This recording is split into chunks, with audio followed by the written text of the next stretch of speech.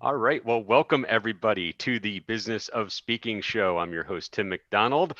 And the whole premise of this was an idea that I had when I was going into speaking full time, that I could just have conversations with some of my friends and get to talk to other speakers and learn some tips and tricks so I wouldn't have to go through some of the same stumbles and roadblocks that they maybe encountered on their journey to becoming speakers. And then this whole pandemic, I can't even talk. I even have my 2 cups of coffee. Maybe I'm talking too fast. Um, but it really gave me the idea that, if I was looking for this information, I'm sure there's other people that were speakers. And then I got involved in co-producing a 40-hour conference, and I was in the green room with a lot of speakers and heard how all this was impacting their business. And so I figured, well, geez, there's got to be a community here where we can all come to share, learn, and grow our businesses together. So today, I am very glad to welcome a very good friend of mine, Mark Babbitt. How you doing this morning, Mark? Doing just fine. Thanks for calling me a friend. Oh yeah, no, I just was thinking of all the times, and even when we were going back and forth in email scheduling this, about how I said I would learn something new about you, and you said I knew everything about you, but I hope I asked some questions that actually teach me something that I didn't know about you. There you go. All right. Well, usually the way I like starting out is just very simply just kind of asking you, tell us the story of how you actually got involved in speaking. So Tim, I was one of those people who was deathly afraid of public speaking from the time I was a teenager and had to get up in front of the class or whatever. I just wasn't me. And then we launched a career community called U-Turn, and my millennial crew, U-Turn was uh, set up just to help college students, young professionals, recent graduates. And they said, you've got to get out there. And not only did they literally make me get on social media, this is 2009, but they said part of our deal is you have to go on campus and talk to people and let them know how important it is to prepare for their careers. You have to get out in front of this. And God, I hated it. I hate it. And to this day, I still, I get so nervous before I speak that I can't eat anything. 1 cup of coffee in the morning, and that's it. Uh, I'm still not physiologically prepared for speaking. But then I have found out that if you make it interactive, if you ask the audience questions, if you make them think, if you make them laugh, it can actually be quite fun. And you can just see the light bulbs going off. And so I started dreading it less. I still can only have 1 cup of coffee in the morning, but I started dreading it less, and I started embracing it more. And then, as you know, in 2014, A World Gone Social, our book came out, and the speaking engagements from that literally took me all over the world. And so I actually started enjoying the process. I hated that hour before when I got butterflies so bad I couldn't stand it, but I actually enjoyed the process. I enjoyed engaging with people from the front of the stage, and I never thought I'd do that. That's interesting. So, do you remember one of the first times you actually got up in front of an audience? I mean, outside of maybe it being in school, but like, was it on a campus? Was it, at a company where, kind of walk me through like what that felt like if you can remember it? Oh, well, I remember it very well. I was at a Alpha Kappa Psi fraternity meeting, and they said, "Well, we want you to be the closing keynote." And I said, "Okay, let's do that."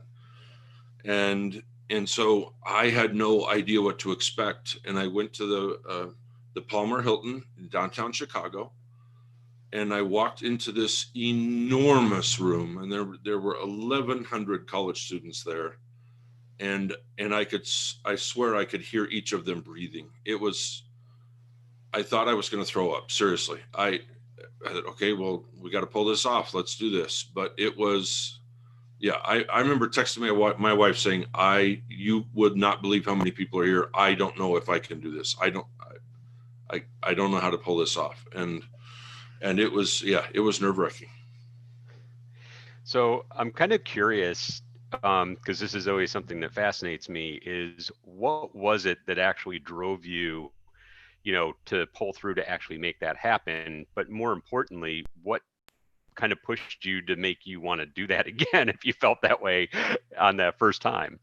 Well, I'm such a big believer in, well, two things. One, I love talking with people, not at them. And so I'd like to think that my talks are a little bit different. And I grew up, as you probably did, Tim, and keynote speakers talked at people, and about half the time when they talked at people, they were selling their stuff to people. And then I was 24 years old, and my company sent me to hear Stephen Covey talk.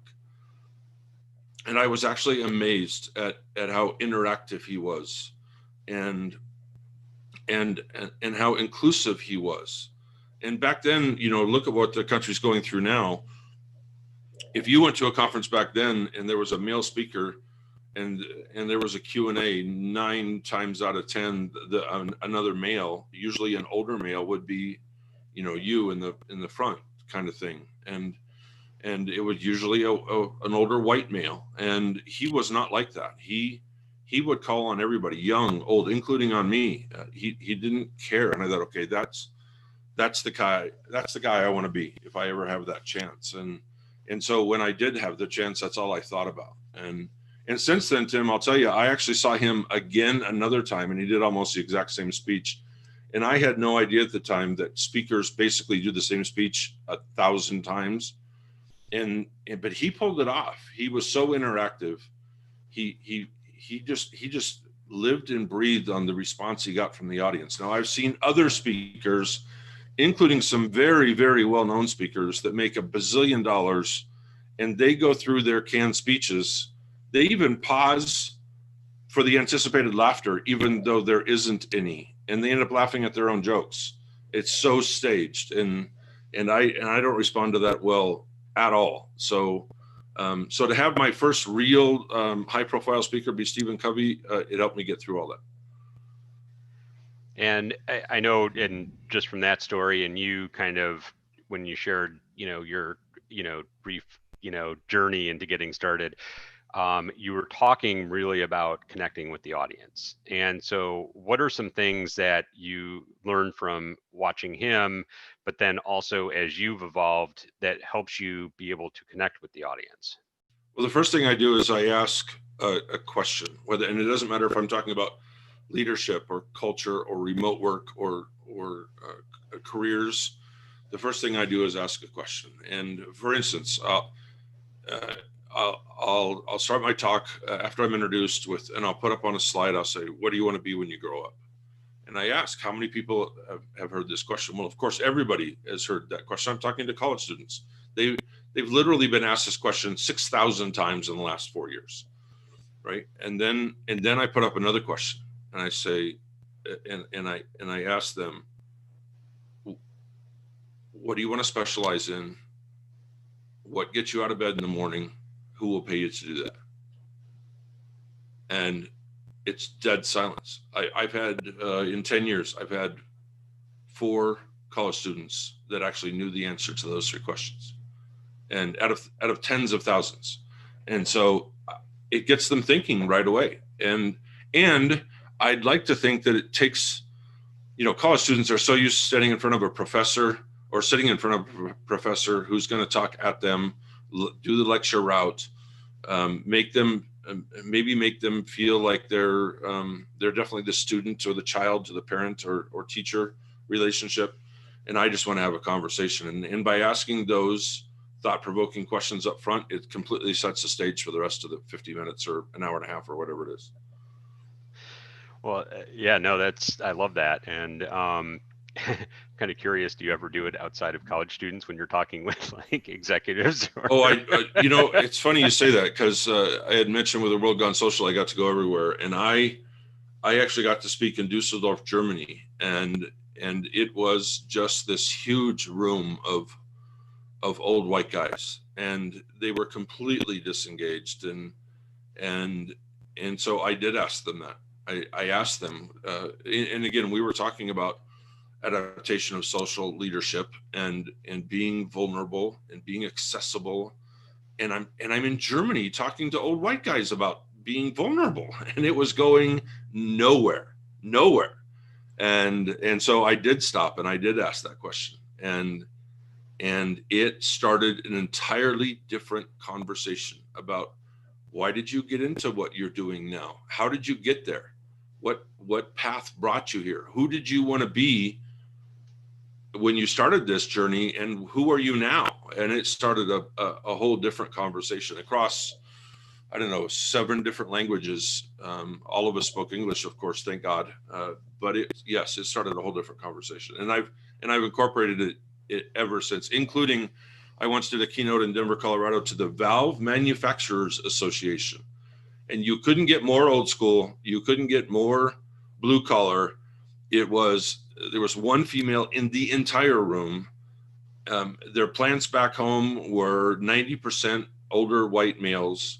And one of my slides, because when I talk about leadership and culture, I talk about boomer male syndrome and the reason we're not as inclusive as we want to be, not as diverse as we want to be, not as vulnerable as we want to be.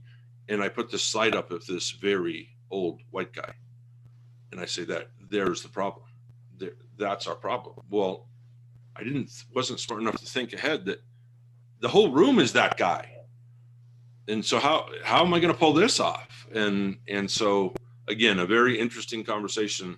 Many people came up to me after that and said, I never thought of this. I mean, my kids have told me that I'm, acting old and getting grumpy, but I never thought about how that impacts my employees and my workplace and my culture.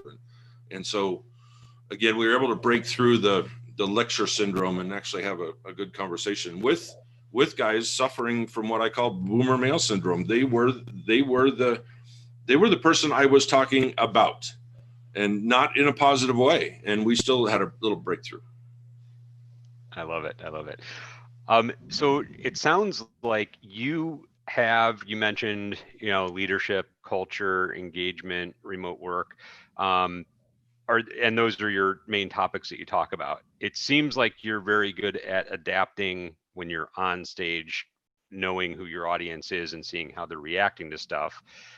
Is it something how do you go about preparing for a talk? Is it the canned speech for any one of those buckets that you're talking about, or do you really kind of come up with a customized, presentation and talk based upon who you're speaking with?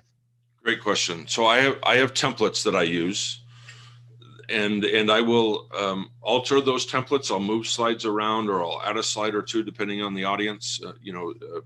I want them to understand that I know their industry. I've done my research, so I'll tailor that. But it all starts with a template, of course, because otherwise we get lost, right?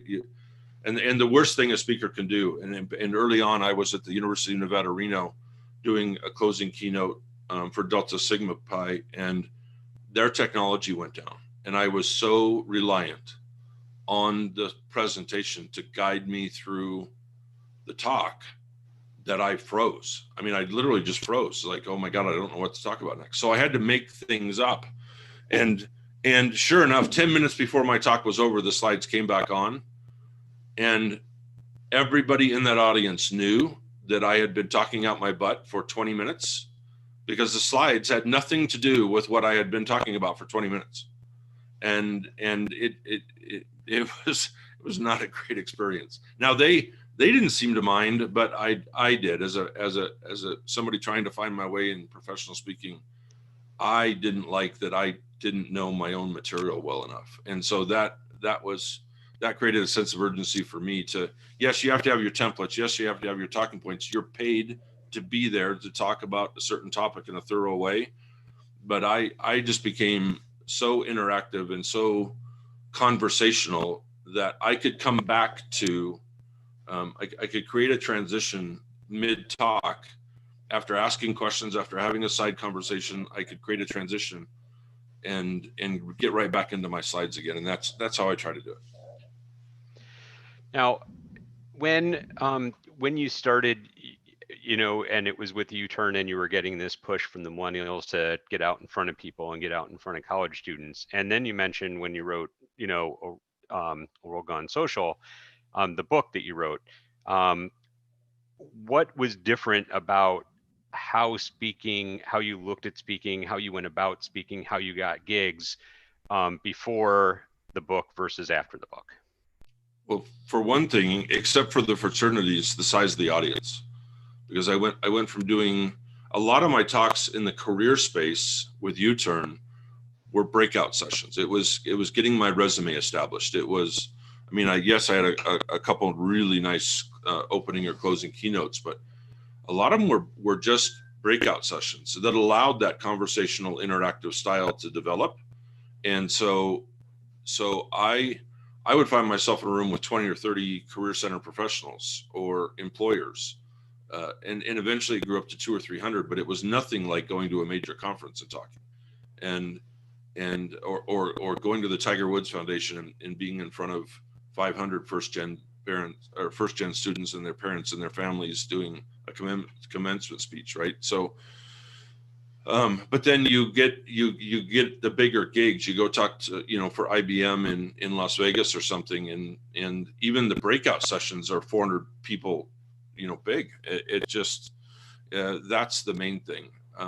The other thing I mentioned was, you transition from breakout sessions to keynotes, and there's a lot more pressure there. Frankly, you're there to either start the conference on the right note or end the conference on the best possible note.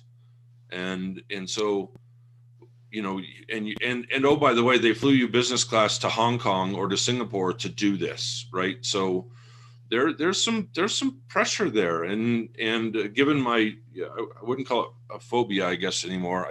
I used to, but given my discomfort level and, that hour and a half before anyway, that certainly added to that.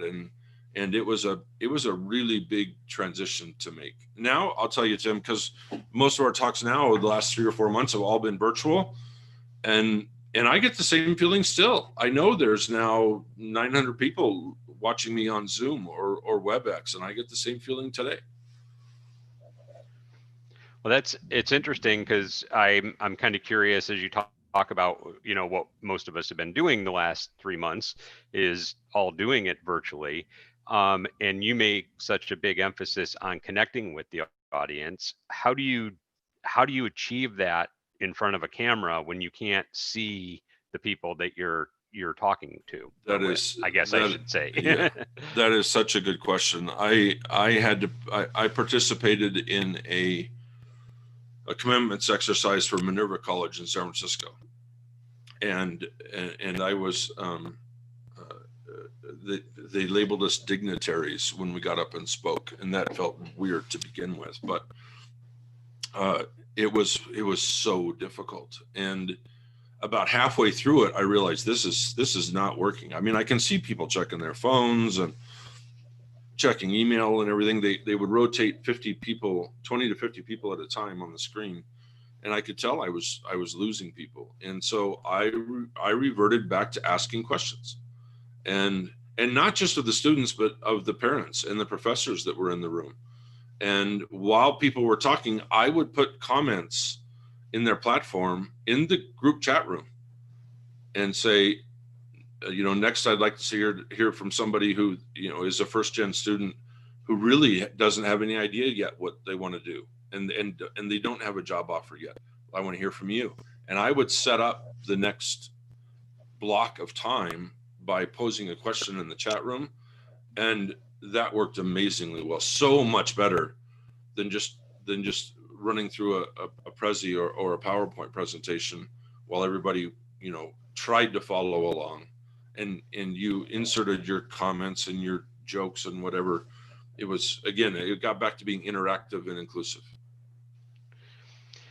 So as we look at your business, when we look at what you do, and I know you, so I can kind of assume some of these things, but just to clarify, and you can correct me if I'm wrong on any, but obviously you are an author, you have one book out, and I know you're writing another book currently. You have obviously speaking and workshop opportunities where before um, March you were going out and getting on stages, getting in front of people. Now you're probably doing it just like we're doing this show. And then I also know you do some consulting, and I know you have a couple of businesses that you're involved with as well. So did I miss anything? And if I did or didn't, can you kind of explain like how all of these things kind of complement each other for your overall business? I, I'm a firm believer that every business we run is a series of upsells, and if we perform that upsell process, that task well, the business funds itself. And I don't need to resort to the to the Tim Ferriss ads on Facebook that just right now, frankly, just all of those, I don't want to badmouth anybody, but everybody knows what I'm talking about, right? Especially now, we're getting all these ads about lead gen and fill your sales funnel, and it just seems so tone deaf to me right now. And I know people have to make a living, and I don't fault anybody for that, but I mean, even if they're acknowledging what's happening in the world right now, it starts with hope you are well and safe in these uncertain times. It's like, oh, shut up. I just don't understand it at all. And I don't respond to it well, obviously, at all. So I don't have to do that. So 90% of my consulting gigs come from either speaking or referrals. Um, uh, Probably 80% of my speaking gigs come from referrals or press, doing guest posts, our own blogs, that kind of thing. And a lot of our transactional stuff online is there because somebody saw me online, or heard me speak, or read the book.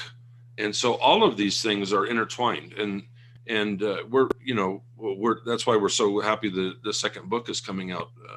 It's been an interesting ride it's been 5 years since our last book came out, and now we're head down into the next book, and it's time to renew. It's time to come up with new topics. It's time to, for me personally, it's I don't want to be the what do you want to be when you grow up guy. Not my whole life, right? So it's a time for renewal for us, and I want to make sure that the new book feeds that process again. So that's how we run the business. Fantastic. Well, as we kind of wrap up, I like asking, the last question is if you were, and I'm kind of learning to evolve this a little bit, but I used to ask, if you could give one piece of advice to somebody interested in getting involved in speaking, what would it be? But I think it's curious, if you were to go back and give yourself one piece of advice when you got involved in speaking, what would it be? It would be friggin' relax. And it gets right back to what we talked about earlier. And again, I'm still not good at this, but I would fret for 4 or 5 days. Like my wife and my kids wouldn't even want to be around me for 4 or 5 days before I talked. But besides that, I started speaking in a very, like everybody else. You have your slides, you do your 50 minutes, you do your 10-minute Q&A. There is nothing more powerful from the stage than making people either think or laugh or both. And I did not know that at the beginning. I just thought you were up there, you do your stick, you get off. And I spent, I don't know, probably a year in that mode before I finally figured out what my style was. And so I pick on people a little bit. I pick on the professors and the students. I pick on the event coordinator. The other thing I do, Tim, I'll make this really quick, is I love to attend the entire conference. I don't like to fly in, drag in the ballroom or the main room with my suitcase, hide it behind a curtain, do my talk and leave.